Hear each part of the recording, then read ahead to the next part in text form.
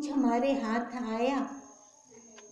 अब नहीं आया, इतनी उम्र गवा दी इस शरीर की, तो आगे आएगा? आगे भी नहीं आने वाला। तो अभी से क्यों ना इसका त्याग कर दें। जैसे मृग तृष्णा का हम बहुत आसानी से त्याग कर देते हैं, तो ऐसे अभी से क्यों ना इसका हम त्याग कर दें। अगर अभी से त्याग करते हैं तो सौखा कौन रहता है? जो त्याग करता है वही सौखा रहता है। इति श्री योग विशिष्ट निर्वाण प्रकरण चित्त चमत्कार नाम 134 सर्गा समाप्त। भूषण जी बोले, हे विद्याधर, यह सब स्थावर जंगम जगत आत्मा से उत्पन्न हुआ है और आत्मा में ही स्थित है। आत्मा ही विश्व में स्थित है। कहते हैं ना, वो कण कण में व्यापक है। तो फिर वो कहाँ है? हम कहाँ कहें कि यहाँ नहीं है पूरे विश्व में? कहाँ उंगली निर्देश करके कहें यहाँ पे नहीं है वो? हम कहीं कह सकते हैं? तो इसलिए कहते हैं आत्मा ही विश्व में स्थित है। जैसे स्वप्न का विश्व स्वप्न देखने वाले में स्थित होता है। हम एक ही बेड पर 3-4 सोए पड़े हैं, जिसको स्वप्न आ रहा है देख वही रहा है। साथ 2 और सोए पड़े हैं, उनको नहीं दिख रहा, उनको कुछ पता भी नहीं है उसका। कहते हैं ऐसे जिसके अंदर ये सारा जगत सच्चा बना पड़ा है उसी के लिए है। जैसे वो स्वप्न का उदाहरण ले लिया, जिसको स्वप्न आ रहा है खाली उसके लिए है वो स्वप्न का काल। ऐसे इस विश्व में देखो, ज्ञानी भी है अज्ञानी भी है। ज्ञानियों को कोई स्वप्न नहीं है और अज्ञानियों को ये स्वप्न रूपी विश्व है, उनको वो सच्चा लग रहा है। आत्मा किसी का कारण नहीं। स्वप्न तो कारण है ना किसी का, पर आत्मा है क्या कारण? नहीं, वो किसी का कारण नहीं है, क्योंकि वो अद्वैत है। हे अंग, जो तू उस पद के पाने की इच्छा करता है, तो तू ऐसा निश्चय कर कि ना मैं हूँ ना यह जगत है। विद्याधर को बता रहे थे ना भूषण जी, विद्याधर ने क्वेश्चन किया था कैसे मैं यहाँ से हटूँ, उसको वैराग्य हो गया था। तो अब क्या कहते हैं, अपने अंदर तू ये भावना कर। कौन सी भावना? मैं नहीं हूँ, ये शरीर, ये आकार, ये शरीर का नाम, ये मैं नहीं हूँ। मैं नहीं हूँ, ये जगत भी नहीं है। पहले इस भाव को तू दृढ़ कर। जब तू ऐसा जानेगा तब आत्म पद की प्राप्ति होगी, जो कि देश काल और वस्तु के परिच्छेद से रहित है। वो देश काल वस्तु में नहीं आता। देश काल वस्तु में आता तो जानने वाला हो जाता, उसके पीछे काल लग जाता। जबकि ये तो काल को खाता है, काल को भी खा रहा है। सर्वत्र सब वही परम तत्व है, तो वही पर हमें दिखाई नहीं देता ना। टीन का चश्मा चढ़ाई बैठे हैं आंखों पे, दिखते हुए भी नहीं दिखता हमें।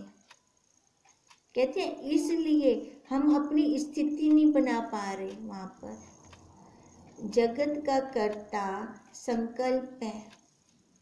ये कैसे जगत बना? हमारे अपने संकल्पों से।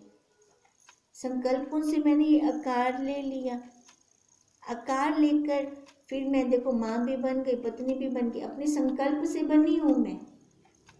चाहूँ तो ये संकल्प मैं छोड़ भी सकती हूँ, चाहूँ तो, इच्छा हो तो। अगर इच्छा होती है कि ना मैं हूँ ना मेरे वाले हैं, तो ये मेरी इच्छा है ना। जो ये इच्छा करेगा वही पार जाएगा इस संसार से, इस भव सागर से। जो बनकर कुछ बैठ जाएगा वो पार नहीं जा सकता, वो यहीं गोते खाएगा फिर। पर मेरे को तो पार जाना है। पार जाने के लिए तैर के जाना पड़ेगा। अब गुरुदेव ने और भी हमें सुगम कर दिया है रास्ता, नौका बना दी है। महावाक्यों रूपी नौका पे बैठो और पार हो जाओ। तैरने की भी जरूरत नहीं है, अपना मत्था पच्ची मारने की जरूरत नहीं है। नौका पे बैठ जाए, जैसे हमें गुरुदेव दें, महावाक्य दें, पर श्रद्धा के साथ अपना लें हम उसको। जब श्रद्धा के साथ अपना लेंगे तो मगरमच्छ नहीं आएंगे, तैर के जाएंगे तो मगरमच्छ आएंगे। तब व्हेल मछली इतनी बड़ी बड़ी, कितनी बड़ी होती हैं वो, तब वो आएंगे, क्योंकि हम अपनी बुद्धि से जा रहे हैं। अपनी बुद्धि से जब जाते हैं और गुरुदेव की कृपा नहीं होती, उनका साथ नहीं होता हमारे ऊपर, तो वहाँ से तैर कर निकलना मुश्किल है। रास्ते में वो खा भी सकते हैं, खा सकते हैं ना, तो इसके लिए गुरुदेव का होना बहुत जरूरी है। गुरुदेव के महावाक्य रूपी नौका पे सवार होकर सुरक्षित निकल जाएंगे। इस भव सागर से हम पार हो जाएंगे। बैठेगा कौन? जिसको श्रद्धा होगी वही बैठेगा। तो इसका मतलब श्रद्धा का होना बहुत जरूरी है। अगर हमें यहाँ से जानना है तब हम ये काल वस्तु के परिच्छेद से बच जाएंगे। फिर हम सर्वत्र हमें फिर वही परम तत्व ही दिखता है। जगत का कर्ता जो हमारा संकल्प है, वो हमारा संकल्प ढीला होना शुरू हो जाएगा फिर, क्योंकि संकल्प से ये जगत उत्पन्न होता है। जब संकल्प ढीला होना शुरू हो जाएगा फिर जगत कैसे उत्पन्न होगा? जैसे पवन से अग्नि उत्पन्न होती है और पवन ही से दीपक का निर्माण होता है। बुझ जाता है ना दीपक, बहुत तेज आंधी आए तो। वैसे ही जब संकल्प बहिर्मुख फूटता है तब संसार उदय हो जाता है, और जब संकल्प अंतर्मुख होता है तब आत्म पद को प्राप्त होता है। उधर भी संकल्प, इधर भी संकल्प है, संकल्पों का खेल। अब बच्चे के हाथ से एक खिलौना लेते हैं तो दूसरा पहले थमा देते हैं, रोवे पिटे ना ये वाला। ऐसे गुरुदेव ने ये संसार रूपी खिलौना ले लिया हमसे, फिर हमें कौन सा खिलौना दे दिया? ब्रह्म रूपी खिलौना दे दिया। पर जब बच्चा बड़ा हो जाता है फिर उसको किसी खिलौने की जरूरत नहीं होती। अब वही जब ज्ञान के अंदर स्थिति टिक जाती है तो देखो किसी खिलौने की जरूरत नहीं है, ना संसार वाले की ना ब्रह्म वाले की। खिलौना तो खिलौना है ना, वहां से तो ऊपर उठना है ना हमें। जब संकल्प अंतर्मुख होता है तब आत्म पद प्राप्त होता है। सब प्रपंच उसी में लय हो जाते हैं। जब आत्म पद में स्थिति होगी ना, बाहर का प्रपंच जितना भी प्रपंच है सारा उसी में खत्म हो जाएगा। इस प्रकार संसार की नाना प्रकार की संज्ञाएं फुरने से ही होती हैं। फुरने आया ना मन के अंदर, अपना निरीक्षण हम स्वयं करें। जब हम बैठे होते हैं तब हमारे मन के अंदर कुछ चल रहा है कि खाली है? क्या क्या हो रहा है पता चलता है हमें खुद को? अगर हम देखेंगे ना तो पता चलेगा। और किन्ने फुरने तो चाह इन्हों का मतलब बनता है कोई? फिर इसको बोलो, इस ये ना भी हम लय हो जाए उन्हीं फुरनों के साथ, इसको दिखाना चाहिए। तो इतने ले आया, इसका मतलब क्या है? क्या करेगा? वैसे उन फुरनों का कोई मतलब होता है? देखा जाए तो कुछ नहीं होता, और दिमाग इवें खत्म थी वेंदा, फायदा क्या होंदा वाला। एक मेरी महावाक्य दा सिमरन थी वने, गुरु मंत्र दा सिमरन थी वने, वो एकदम ताज़ा ताज़ा लगता है वाला। यो फर्क क्यों लगता है ना? देखो वो भी फुरना, ये भी फुरना, पर फर्क है ना दोनों के अंदर। एक तो हमें ले डूबता है, थका देता है, और दूसरा हमें फ्रेश कर देता है। जो देखो फर्क इसलिए कि एक सत्य है, एक असत्य है। जो सत्य है वही हम है, तभी हम फ्रेश हो जाते हैं, हम अपनी सत्ता के साथ मिल जाते हैं तब। तो अपनी सत्ता तो बल देती है, जब वो ओपरी सत्ता आ जाती है वाम रहती है ना, वो ओपरी है ना, अपनी कहनी हो, इसलिए थकावट हो जाती है वहाँ पर। स्वरूप में देखें तो कुछ भी नहीं है। अगर अपने स्वरूप में कहते हैं नमक की पुतली गई पानी में, तो उसके लिए क्या रहा, वो कहने थोड़ी आएगी मैं हूँ मिल गई हूँ, वो लय होगी ना, कहने तो नहीं आएगी। अगर कहने आती है कि मैं ब्रह्म हूँ हिंदा मतलब हाली मिली कहनी, अभी कह रही है ना, तो हाली हिंदा मतलब मिली कहनी हो।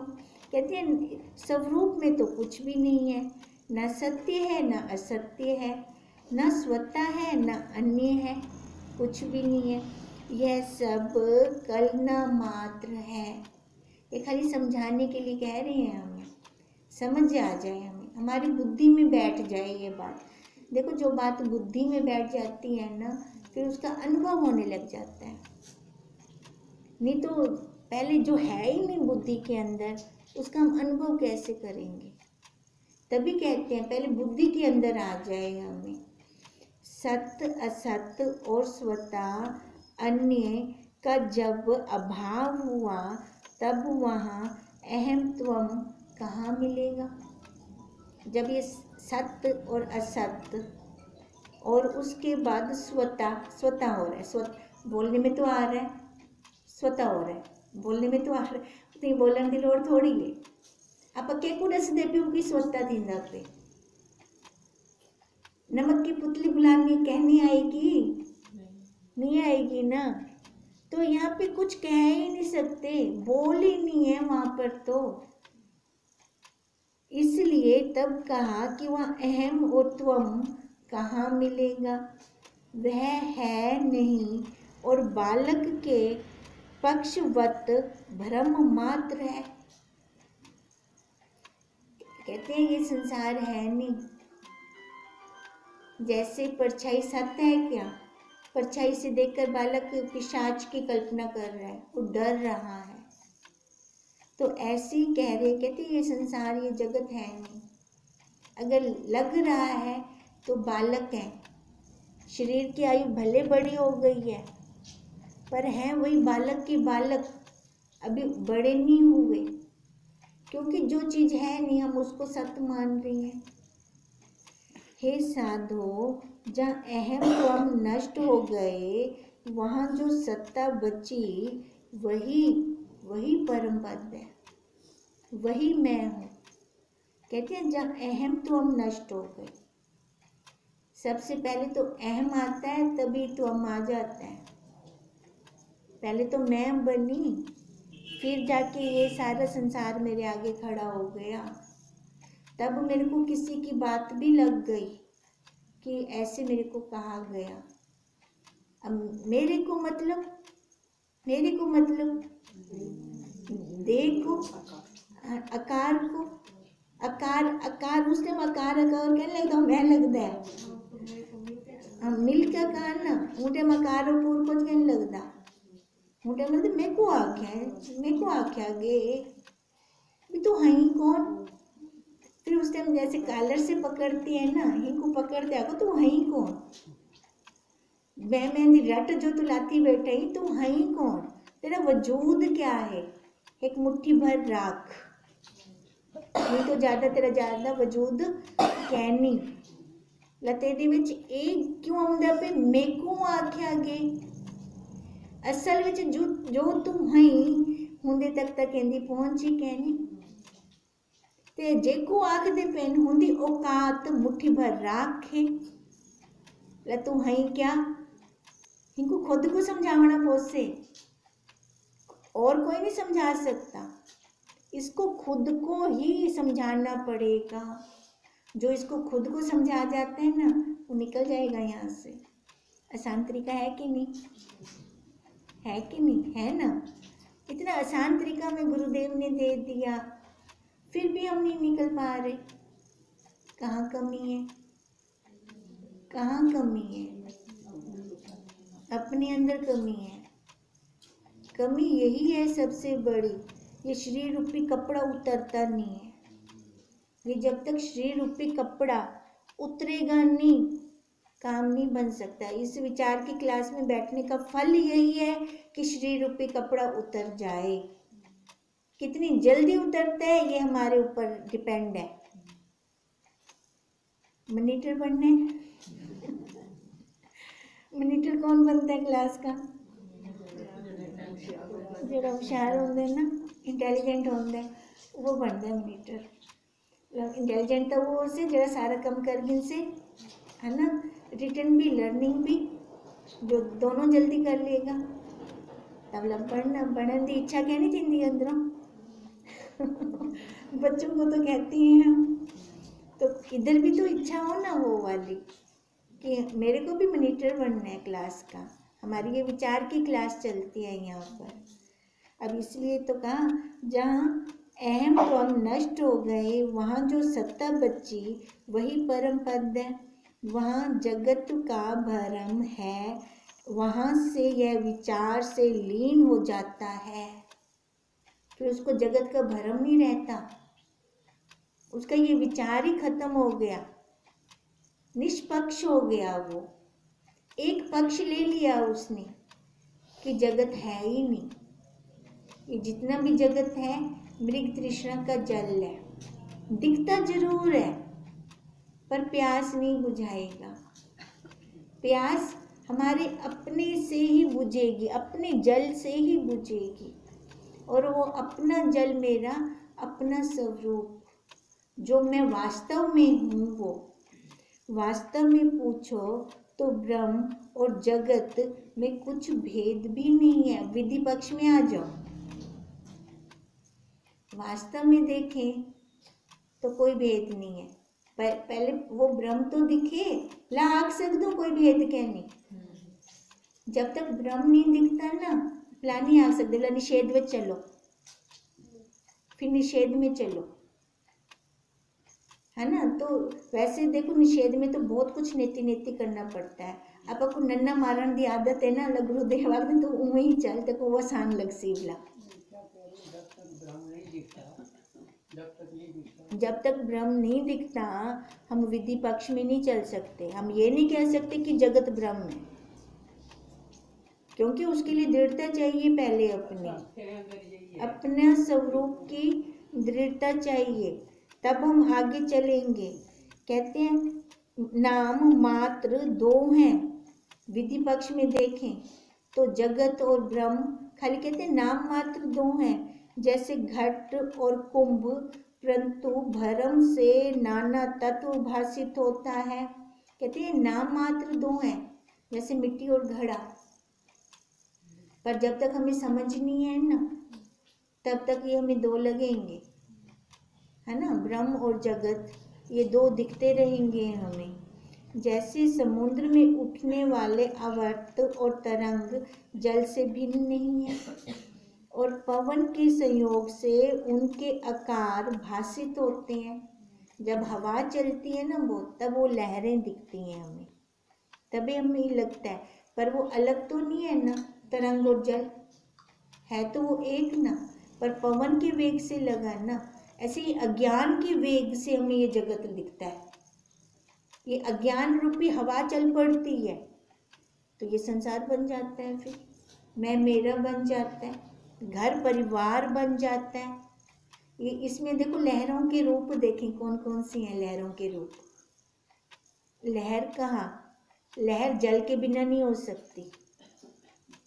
ऐसे ये जो दिखता है ना घर परिवार मैं मेरा, ये उस साक्षी के बिना नहीं हो सकता। तभी उन्होंने बोला कि नाम दो हैं पर वास्तव में एक है। मिट्टी और घड़ा, ये दो नाम ले लिए हमने, पर वास्तव में एक है। ये सारा है वही है, वही एक ही है, उससे भिन्न नहीं है। वैसे ही आत्मा में जगत कुछ नहीं, वही है, वही अपना रूप है। संकल्प के उठने से नाना प्रकार का जगत भाषित होता है। अब ये जगत क्यों भाषित हुआ? क्योंकि मैंने संकल्प किया। क्या संकल्प किया, बच्चा, मेरा बच्चा, मेरे बच्चे को चोट लग गई। अब मेरा बच्चा जहाँ मैंने बनाया तो पहले मैं क्या बन गई, माँ बन गई ना, आ गई ना उपाधि में। तो ऐसे मैं कुछ पहले बन जाती हूँ, ये मेरा संकल्प है।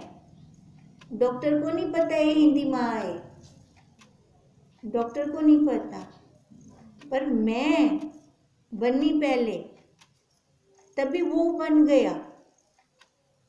नहीं तो अगर मैं ही ना बनूं तो कुछ भी नहीं है। ऐसे हम जब तक ये बनना नहीं छोड़ते तब तक ये जगत छूटेगा नहीं। कह रहे एक ही शब्द दे डूनामिन, हे वो, पर मेरे को छोड़ना पड़ेगा पहले, ये नहीं तो ये नाना तत्व दिखता रहेगा। अब जब तक नाना तत्व दिखेगा, अब घोड़ा है, हाथी है, मटका है, सुराही है, नाना तत्व है ना। आधार वही एक मिट्टी, यो सारा नाना तत्व है, पर आधार वही ब्रह्म, वही सत्ता, वही एक। अब मिट्टी वाला तो हमें उदाहरण बहुत जल्दी में समझ आ जाता है, अब ये वाला भी समझ आ जाए ना तो टिक जाएंगे हम वहाँ पर। अब ये